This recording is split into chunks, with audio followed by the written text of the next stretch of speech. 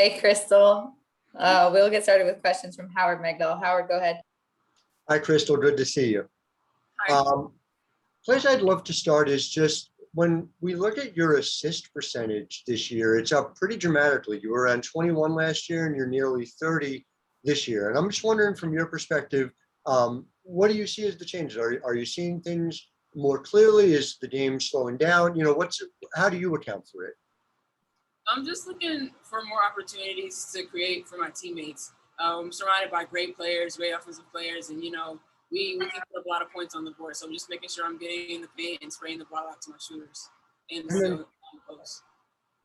And then just on the opposite end of things, your turnover percentage has gone down.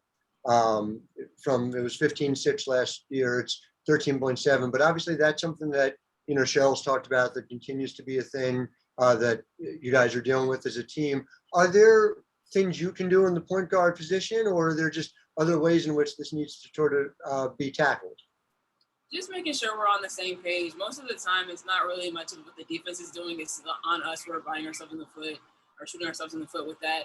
So slowing things down, making sure everyone knows what play we're in. If it's in the transition, making the easy play, things like that. Thanks, Crystal. Appreciate your time. Ron, go ahead. Hi, Crystal. How are you today? Good. How are you doing? Beautiful. Tell me the transition from starting 19 games last year to coming off the bench. Is it a different mentality? Because you probably haven't come off the bench since maybe junior high or something. But what has it been like to try to do that? Instead of starting out there where we have an opportunity to create the pace and tempo for it, it's trying to jump into it and change it around. So that's been different. But I think when I come in, my job is still going to be the same. Push tempo, like I just said, create for my teammates and try to put points on the board. I've had in my career people that have been in your situation, and some of them like it because it says they get a chance for the first 4 or 5 minutes on the bench to see the flow of the game and maybe get a different perspective. Have you been able to do that? Yeah, I've been trying to. These last couple especially, because we have been turning the ball over. I'm trying to see what positions not to put myself and my teammates in and go out there and change that aspect. Thank you. Yep. Howard, go ahead. Kind of a sillier one, I guess, but I'm just wondering what it feels like to be nominated for an ESPY. And just what's the reaction to that? What's that experience like? You've obviously won bigger, more important things than this, but I'm just wondering what it's like for you. It was complete shock, but excitement too. Unfortunate that I won't be able to go, but I can definitely mark that off my bucket list. That's a pretty cool thing, a nomination. Whether I win it or not, I'm pretty excited for that. Well, congratulations. Any last questions for Crystal? One last question. Can I ask one more? Yeah, go ahead, Ron. Okay, good. How important is it to get this game tonight? You're on the road. The team didn't play all that well against Chicago, but you've got a 2-game set versus Dallas. How important is it that first 10 minutes of the game as far as energy, which you were just talking about? It's huge because that last game we didn't come out with great energy at all. You definitely don't want any type of carryover because it is a 2-game stand. We're going to treat this like a playoff series, and then we haven't won a road game yet, so there's that extra element to it as well. So we want to definitely take care of business with this first one. Great. Thank you so much, Crystal. Thanks. Good luck tonight. Me?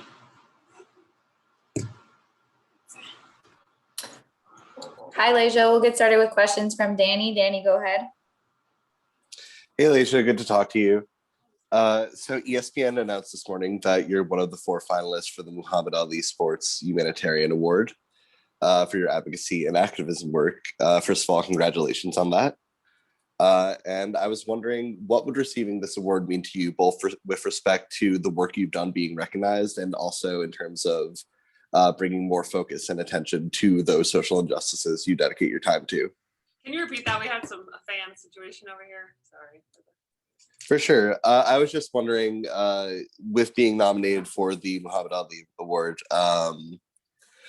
what would that mean to you, both with respect to your work being recognized and with respect to bringing more focus and attention to the social injustices that you spend your time working on?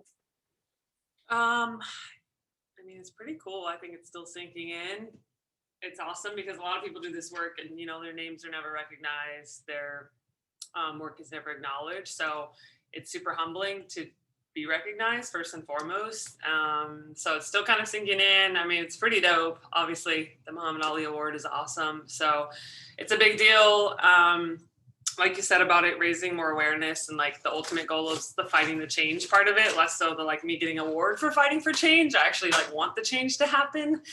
It's kind of like Juneteenth coming up, becoming a national holiday, and we're like just end police brutality and state violence would be awesome. So if this helps further the fight for social justice, it's awesome. And again, I'm humbled to be recognized.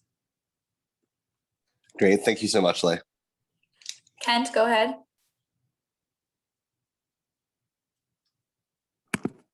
I have one serious question, kind of lighthearted question. First, the turnovers, from what you see on tape, is there a common denominator to the turnovers that are happening on the offensive end? And on the other side of it, I saw a tweet from your wife talking about how your baby was making a fuss during a Lynx free throw the other night. And I was wondering if you've been able to work with her with the baby to find out to get the baby to complain when the other team's shooting free throws. I mean, they're finding their voice, so I'm just glad no fans were like, booing my baby because they were, heckling us during the free throws. So yeah, they're just really loud and screaming right now, and it's adorable. I wish I could hear them during the game, but I didn't. And then for the turnovers, it's kind of like we're getting pressured, and then we get a little sped up, we get a little tired. Some of it I think I see as chemistry. Some of it is fatigue and just decision making in the moment. So I think we'll clean it up. Howard, go ahead. Hey, Laser, good to chat with you as always. I actually have two separate tracks if I could. The first one is just a follow-up on the turnover side of things. You were the primary ball handler on those Atlanta Dream teams for several years that were top 3, top 4, top 5 in the league in limiting turnovers. Are there things from those teams that you think can be implemented here? And do you see some specifics as far as like areas that can change to more reflect what you were doing in Atlanta?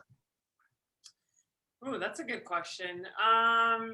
We played pretty quick with a lot of pace in Atlanta, and we were one of the teams that like turned people over, which I know Cheryl wants us to do. So I think part of what helped was our identity that we got in other people first and we're the aggressors, which obviously against Chicago, we were not the aggressors. We got punched in the mouth. And so I think by us playing aggressive first and foremost, that kind of dictates the tempo and the pace of the game. Then you get the other team on their heels. So that's what I think about that Atlanta team. Like we just played pretty wild and like got in people's faces and got all over them. Weren't always the most, offensive executed team in our half court execution, but we just like attacked people. And so I think if we could bring a little bit more of that, denying the wing reversals, denying the trail reversal, getting people more on their heels. And then we get to play downhill against them instead of us being on our heels. And so that's what you've seen.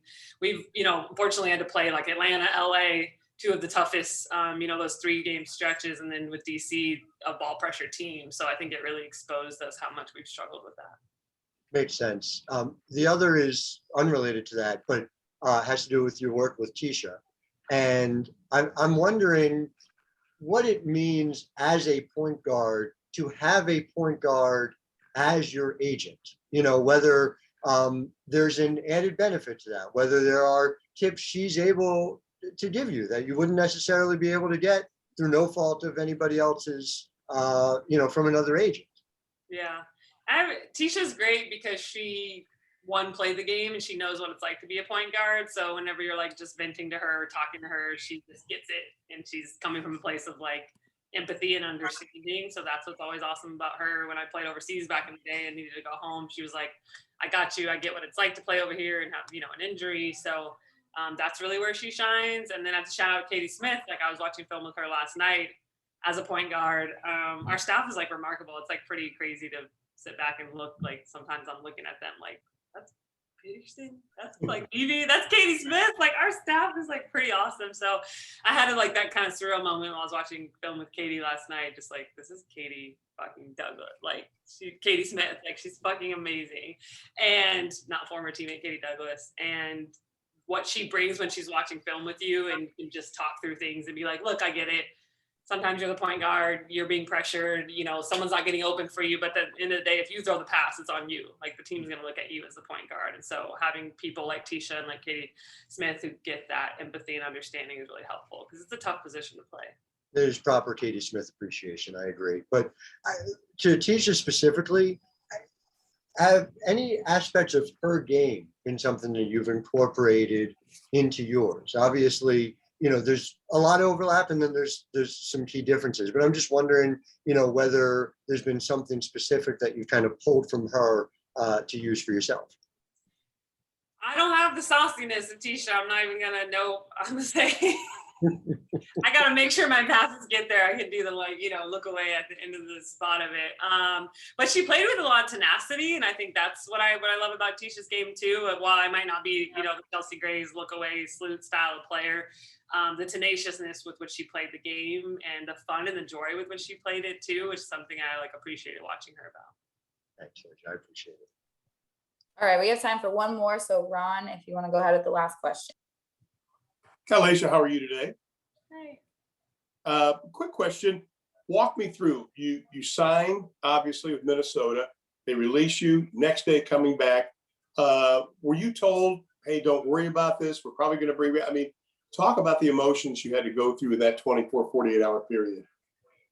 With the like being released and re-signed? Yeah, you know, being released and then signed. No, I was aware at that point. So it was less like the, you know, you're cut from New York, go home, wait to get picked up kind of thing. So it was less stressful for me. Sorry, stressful for the fans. I saw a lot of people tweeting. I was like, I'm sorry, I'm coming back. I think I was one of them, to be honest with you. You know, well, I'm glad you're there. Great leadership, by the way, with this team. Really, really enjoy it. Thanks, y'all. Thanks, Leigh. Good luck tonight.